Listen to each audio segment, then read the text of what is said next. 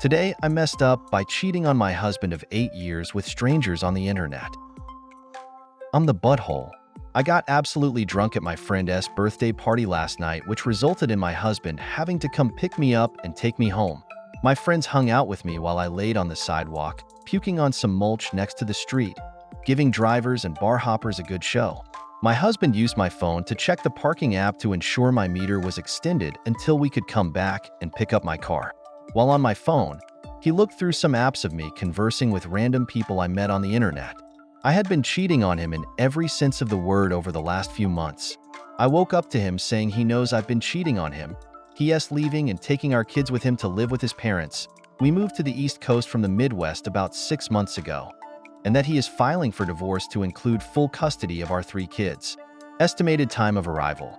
I've not provided context in this post because I know I messed up and have been fucking up.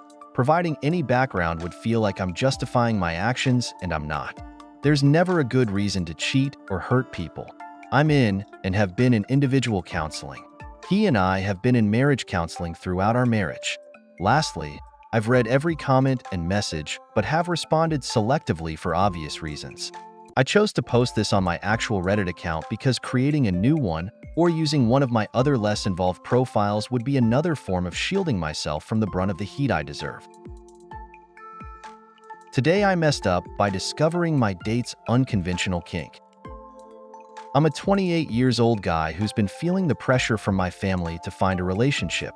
Being the ever so desperate singleton, I turned to Tinder to try my luck. So, about 3 days ago, I stumbled upon this woman who seemed genuinely nice and interesting. We chatted, and everything clicked. That's what I thought. After some back and forth, I mustered up the courage to ask her out. I suggested a good, reasonably priced restaurant for our first meeting. The restaurant choice was a lifesaver. Our first meeting was, for the most part, great. We talked, laughed, and I was truly intrigued by her profile. She was kind, soft-spoken, smart, and genuinely helpful to others. Everything seemed perfect until the moment we began ordering our food. Here's where things got weird. To my surprise, she ordered enough food to feed a small army, literally listed for 4 to 5 persons in the menu. I initially assumed she might be one of those individuals who go on dates just to get a free feast, but I was wrong. She barely nibbled on her food, claiming she was full after a few minutes. In my usual, never waste food fashion, I began trying to finish what she couldn't. That's when things took an unexpected turn. She looked at me with a sly smile and said, "You're so handsome." Confused and with my belly practically bulging out to the world, I felt the burning stares of other patrons. I was beyond uncomfortable. Fast forward to the end of the meal, and I'm stuffed to the brim, holding back the urge to vomit. Guess what? That the evening was about to get even stranger. As we walked to my place, she decided to make a pit stop and bought a gallon-sized tub of ice cream. The true revelation hit when she whispered, "You can only get it if you finish this." Obviously, I had to ask what was going on. She confessed to having a feeding kink, and apparently, the only way to turn her on was for me to eat an absurd amount of food. Against all reason, I obliged. I managed to down till a quarter of that ice cream tub was left. To my surprise and exhaustion, it worked. She was turned on. The night that followed was a mix of discomfort and a weird kind of satisfaction. It was so hard to move being too full. Morning came, and she left, leaving her personal number behind and suggesting I give her a call. Now I'm thinking, should I reach out to her again? Is this feeding kink thing normal? She's seriously one of the nicest women I've met, and I can't decide if I should let this unconventional quirk stop me from seeing her again. Edit. I really didn't expect that it would gain this much attention. Maybe I got too caught up in the moment. After all, I could have said no. I am also worried about the health effects it could bring. Yup, it's hard to do it. You guys are right. It's time to move on and find a new date. Thank you all. Today I messed up by destroying my girlfriend's family. Sad face. I've been dating an amazing girl for a bit over a year now. She's pretty chill and progressive, but she comes from a very conservative Protestant family. Frankly, it's amazing that she isn't disowned. Her parents and siblings obviously love her very much, but every time we go to visit, they are not shy about voicing their disapproval of her lifestyle choices. Thankfully, they're all cordial and the concerns are voiced civilly, so there's no raised voices or hurt feelings. But not being part of the family, these lectures are quite uncomfortable for me, especially since I'm not spared from her family's criticism. As you can imagine, we don't visit them much. They were kind enough to extend a dinner invitation on Wednesday evening, and since we hadn't seen them in a month or so, we took them up on it. Despite the occasional awkward, disapproving interjection, which we're both used to by now, things were going well. That is, until I let slip that she and I were thinking about moving in together. At that point, her father gave me the coldest gaze I'd ever seen, and he wouldn't stop fucking glaring at me. From that point on, he had no qualms about interrupting me every time I spoke, quoting Bible passages to insult me or contradict every single thing I would say in some fashion. I may not have been on exactly the same page as her father before, but we'd gotten along okay nonetheless. It definitely seemed like he was just being rude, obnoxious, and particularly confrontational. Now, I'm an extremely even-tempered guy, but he was bagging on me to the extent that I had to excuse myself 4 goddamn times during dinner because he was pissing me off and I needed to cool down. There were multiple instances where his daughter and wife would even comment on his mean attitude, but he seemed to just totally ignore them. This guy obviously intended to goad me. After dessert, my girlfriend and her mother are washing dishes, leaving me and her father alone at the dining room table. After a brief, awkward silence, I decided to straight up ask him why he was so upset with me. He revealed that he was wholeheartedly against the idea of his daughter living with an unscrupulous heathen, his literal words, as that pretty much guaranteed premarital sex. I'd had enough of his crap by this point and decided a dose of reality would straighten him out, but emotions certainly got the best of me and my delivery was incredibly crass. If you think it took more than a few weeks to twist your daughter into all kinds of kinky pretzels you can't even imagine and stuff various objects into every hole in her body, then you're just being willfully ignorant. In my defense, I was being honest. She's ridiculously kinky. I still feel bad for being so disrespectful, though. I have never been punched out of anger before. So when this 64-year-old man lunged across the table and struck me, I was caught completely off guard. I'm a regular gym goer and participated in martial arts in the past, but none of that mattered. The next thing I knew, I was on my back with this previously very collected, elderly fellow on top of me in a blood rage. Still dazed from smacking my head on the ground when my chair tipped over, it was all I could do to try and deflect his onslaught of wild blows. It seemed like a fucking eternity before his wife and daughter pulled him off me. I stood up and could feel the sting of blood dripping into my eye. I could taste it in my mouth. I was still dizzy and disoriented, but it was obvious that I'd received some pretty solid blows. While I was slightly embarrassed that someone almost twice my age handed me my ass, I nevertheless felt like I won. Like I got him to snap even though he'd been working on me for hours. My girlfriend ushered me into the bathroom and began to gingerly tend my wounds. Her mother and father were hollering back and forth incomprehensibly in the dining room downstairs. When I heard them say her name, I assured her I was fine on my own and urged her to deal with her folks. More incomprehensible yelling ensued, though my girlfriend's voice now joined the chorus. Around the time I'd managed to staunch the bleeding from my eyebrow, she returned with my coat and said simply, "We're leaving." She was angrier than I'd ever seen her, yet managed to remain collected. Normally, when we'd leave her parents' house, there were fond farewells, warm handshakes, hugs, wishes for prosperity, and blessings abound. Not this time, though. This time, there was only her mother crying alone at the dinner table. We didn't even stop to say goodbye. Her father was nowhere to be found. Nothing but silence while we got into the car and left the driveway. A few miles down the road, I noticed tears in my girlfriend's eyes. I wanted to be there for her, to comfort her in some way, but I just didn't know how. "Do you want to talk about it?" I asked, feeling stupid that I couldn't come up with something more suave to break the silence. "Not right now," she said, her voice strained against the flood of emotion. I put one of my hands in hers and squeezed ever so slightly, letting her know without words that I was there for her when she was ready. She squeezed back, refusing to break down, sobbing even as large, heavy tears rolled down her face. We rode the rest of the way without saying anything. TL, DR. Significant other's dad intentionally pushes my buttons hard. I tell him I thoroughly fucked his daughter. He physically attacks me. Everyone loses. Edit. Minor editing. Mostly punctuation. Edit 2. I wonder if the person whose people who are going through and downvoting all of my comments, even in other subs, are the same person people who did the same thing in my last today I messed up thread.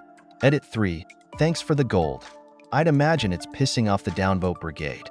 I'll be sure to pay it forward. Love. Today I messed up. Shark touch tank accident. Not safe for work. So to start with, here's the obligatory. This actually happened about 4 weeks ago. Using a throwaway because some people here know me. 4 weeks ago, it was a Friday night. I had just turned 19 and my friends and I were going to go spend the night partying to celebrate. One of my best friends works at the local aquarium and the plan was to meet up with him there after he got off from work. So we get there around 8 p.m. after the place has closed and he says we can chill out inside while he finishes a few last things. The aquarium has one of those touch tanks where you can pet stingrays and other cool sea critters, so we hung out there while we waited for him. Now I had been to other aquariums before and seen touch tanks, but this one was definitely unique. It was very large and has a ton of different species. Everything from hermit crabs to flounder to even a few small sharks. We started poking everything we could, probably giving half the creatures PTSD, but once we saw the small sharks we forgot about everything else. There were 2. Each was about 2 feet long. They were swimming around in slow circles like sharks do, like they were hunting for something. Interestingly, they didn't really react when we touched them.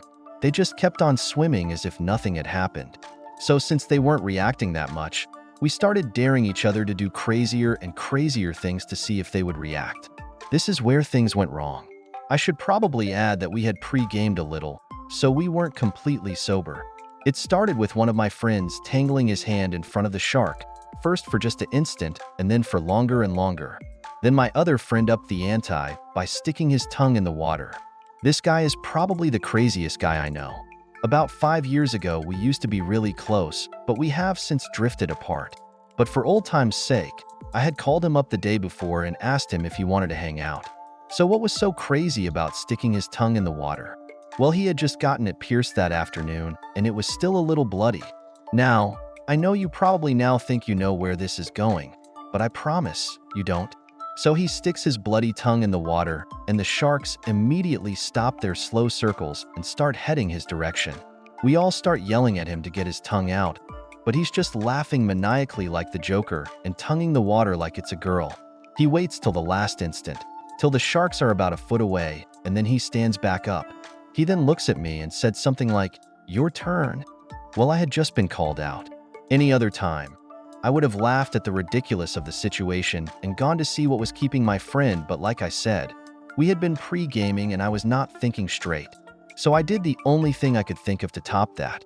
I waited till the sharks had swam a little ways off, unzipped my pants and dropped my jerk in the water. Your birthday, in front of your friends, is not the time to start acting like a wimp, right? So I kind of twirl it around in the water, waiting for the sharks to circle back around and get close. My friend has waited till they were a foot away, so I felt I needed to wait till they were maybe 8 inches away. My jerk is kind of stirring of the bloody water, and the sharks sense this and start heading back. They get closer and closer. Suddenly, when they're about 15 inches away, my other friend who were waiting on walks back in. In that instant, I looked up and the sharks lunged for my jerk. One shark actually ended up biting into the first one, but the first one got almost its whole mouth around my jerk. I won't go into the gory details except to say that I had always heard on TV that sharks' teeth are curved backwards to make it impossible for prey to escape, and the TV was not lying. At the hospital, my foreskin was so shredded that they ended up just cutting it all off. For weeks later, pictures. Today I messed up by going down on an awesome, but yet still a random girl that I met in a cab. Sue. Yeah. This happened very, very recently. Kind of still freaking out / waiting. But, So I was in a shared cab service, on my way to explore / chill, and get messed up in the city over the weekend. While in the cab, we pick up another passenger who happens to be this absolutely hard 7 of a cutie patootie with a booty. I almost immediately felt the tension of mutual attraction as soon as she got into the cab. There was this feeling that we both had quite possibly maybe having a full day of adventure as I was visiting the city. After a nice 7 minutes or so of cab ride awkwardness, turns out she too is visiting and was on her way to do some unofficial pseudo-touristy stuff. I told her that, if she's free later and done with her itinerary, that she should give me a buzz and possibly go for a walk and catch some drinks. So I give her my number, and she is absolutely down and thinks it sounds like a great idea. Fudge. Yeah. So that's a very great start of my day, feeling good. Got some potential panty pie on deck, it's the weekend. I'm almost broke, but my spirit's not broken. Beautiful sunny day. I'm strutting around because damn it, I'm feeling good. Now there was a slight guilt looming because I had some responsibilities that I was sort of putting off, but I was planning to deal with it later. I just needed some of my day and weekend to be about relaxing and feeling alive and free. So I guess I didn't really have the whole day free, but if I fucked off, I kind of did. Ignorance is bliss, I guess. I forgot to mention this, but at this point the cab ride has been over. It's actually been like 23 minutes of it being over. And at this point I'm buying beer and shooting the crap with the store clerk, who's going on about a 700 bottle of bourbon I give absolutely -3 fucks about. In that moment of giving -3 fucks, I get a text alert. I wait until my transaction is finished before check my phone. Walk out the store, bum a cigarette from some fellow smoker strangers, light it up, dig in my pocket, grab my phone, and lo and behold, the alert is a text from OL random cab cutie chick. Her message reads something like, "Hey, this is blah blah from just earlier in the car. Turns out, this place I had in mind no longer exists and I'm free and want to take you up on your offer to chill. Are you still in the area?" Oh, how good was it to still be in the area? I dropped my location pin and told her to bring some food. She delivered. Came through, we are talking and having a blast, and it was just so fucking obvious that we wanted to fudge each other. Like, had I just put all my social etiquette to the side and was just, at some point in mid-conversation like, "Hey, all this drinking and talking is cool, but are you just trying to sex?" She would have dropped her social etiquette persona and been like, "You top or bottom?" So after a really chill long day in the park, drinking and getting to know each other, I realized, damn, it's getting late, and I totally have that stupid annoying thing I have to do before day's done. But this date is going so fucking well.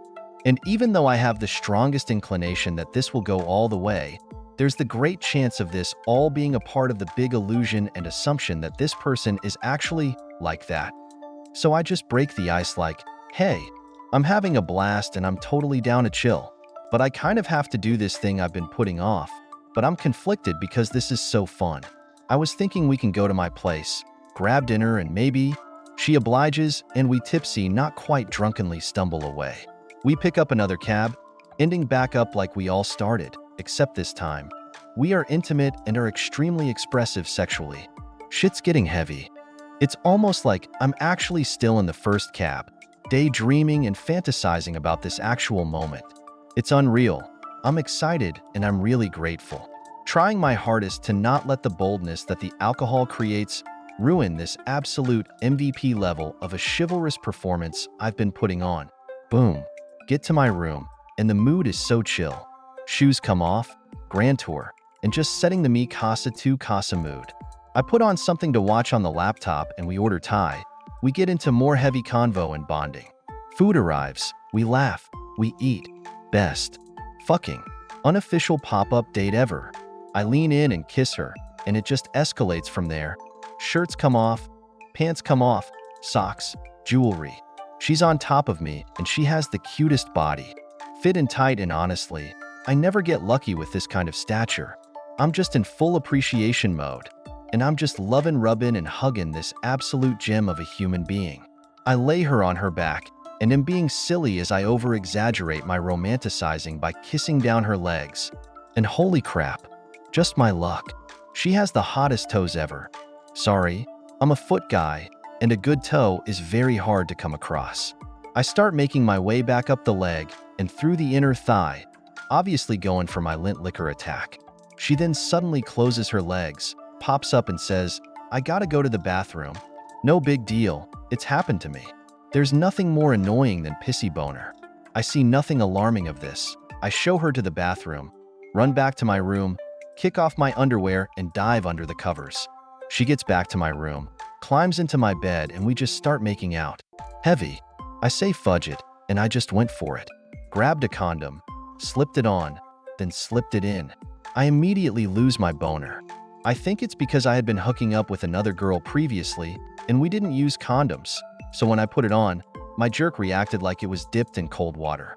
I avoid shame by presuming to go down on her, while simultaneously trying to get my penis to work like a broken TV. As I'm going down, I feel something in my mouth. Not moving or anything. Just unusual, but not quite foreign. She's laying on her back, eyes to the ceiling and in complete ecstasy.